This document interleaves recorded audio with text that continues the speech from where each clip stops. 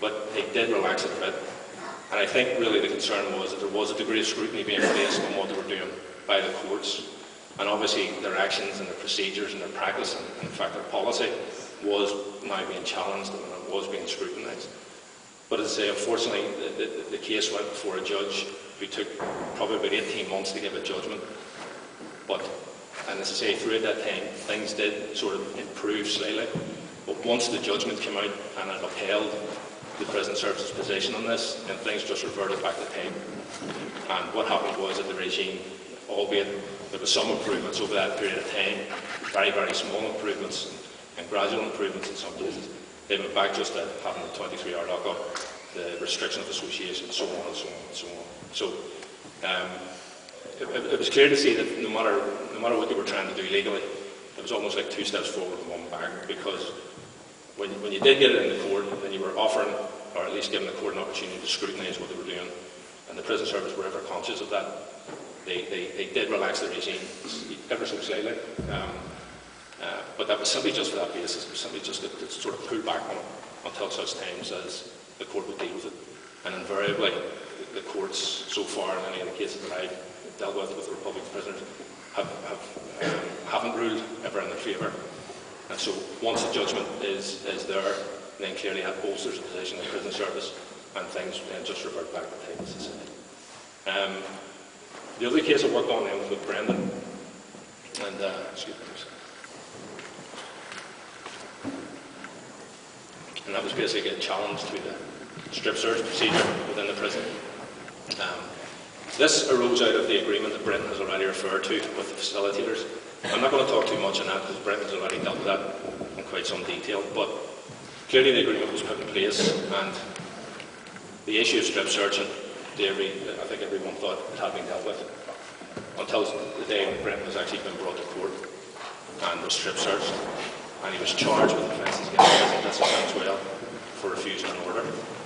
Now, because of that, and because he wasn't dealt with through the internal disciplinary proceedings within the prison, we took a challenge on that, and we brought that into court.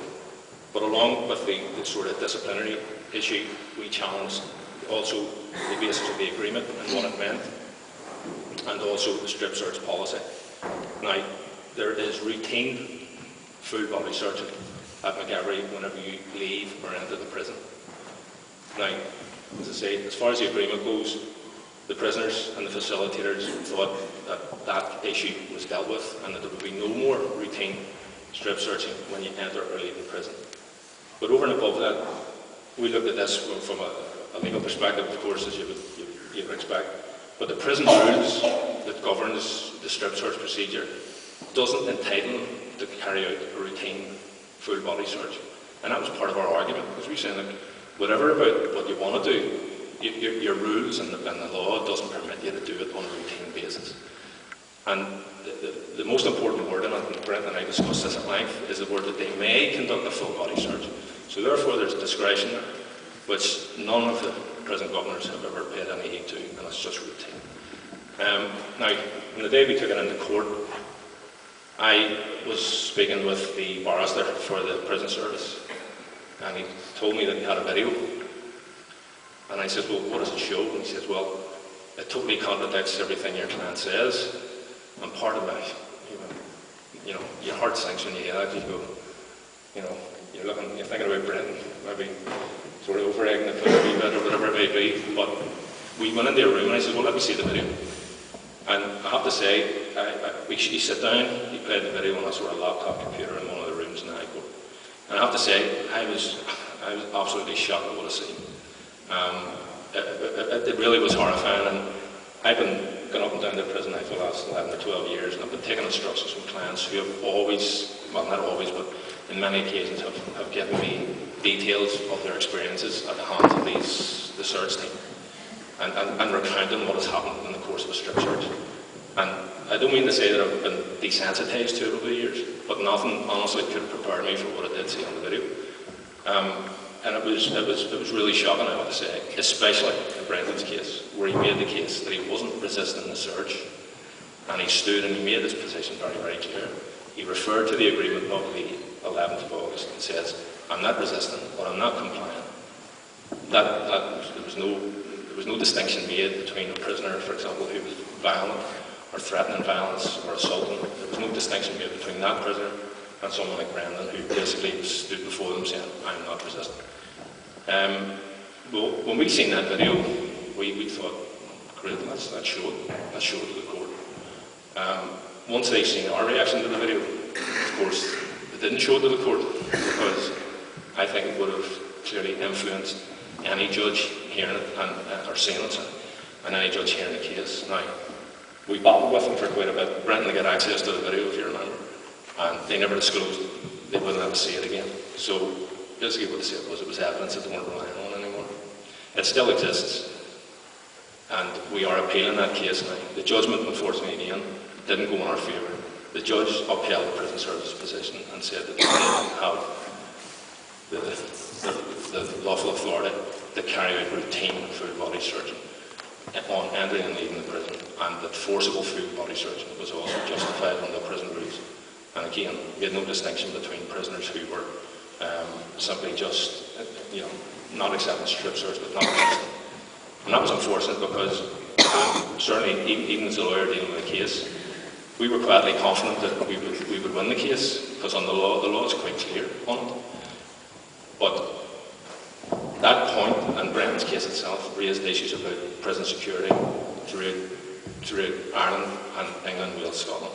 So clearly there's a bigger picture to this, and we always took the view, well look, we're probably not going to get a result here. Now, as I say, that case should be in the Court of Appeal sometime September, October, and I think there's every possibility that it may well go to the Supreme Court, because it is a legal issue that affects prison service security policy up and down the country. So I think that case will probably go further.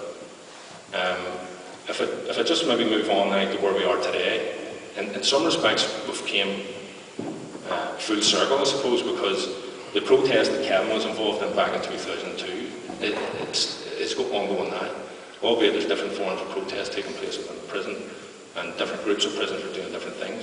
But essentially, there is a protest by I think all Republican prisoners over the conditions of detention. And obviously, they're trying to raise their concerns through their lawyers and through everybody else, but clearly that can only take them so far. And obviously, as I said, the judgments, the cases that we've been involved in, we've never had successful judgments from the court. So I can imagine that maybe the prisoners think that even accessing the legal route will only take them so far. And I'm sure that's a frustration for everybody involved.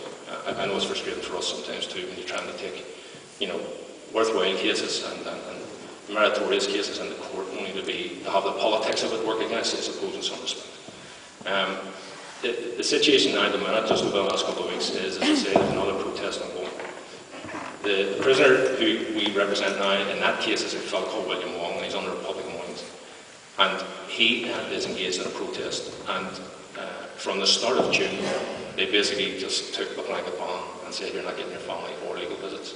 And there was no telephone contact with lawyers or their families, nothing. It was just 24-hour lockup, and that was it. And we took that case into court just a few weeks ago, and I suppose it's encouraging in some respects, because we took it in on an emergency basis, and immediately the court raised a number of concerns about the denial of access to the family and their lawyers. Now, the judge then directed them on the first occasion to go and organise a telephone consultation with the solicitors, which happened. The next thing then was that they set up a specific video link within the Republican wings in Row House, and that has now happened. He then raised further concerns about that there was no effort being made to facilitate the family visits. He directed them to go and organise a phone call with the family visit. That happened, and as I was speaking to Brendan earlier, I've learned today that they have actually now got their family visits. So, as frustrating as it is sometimes, there is a benefit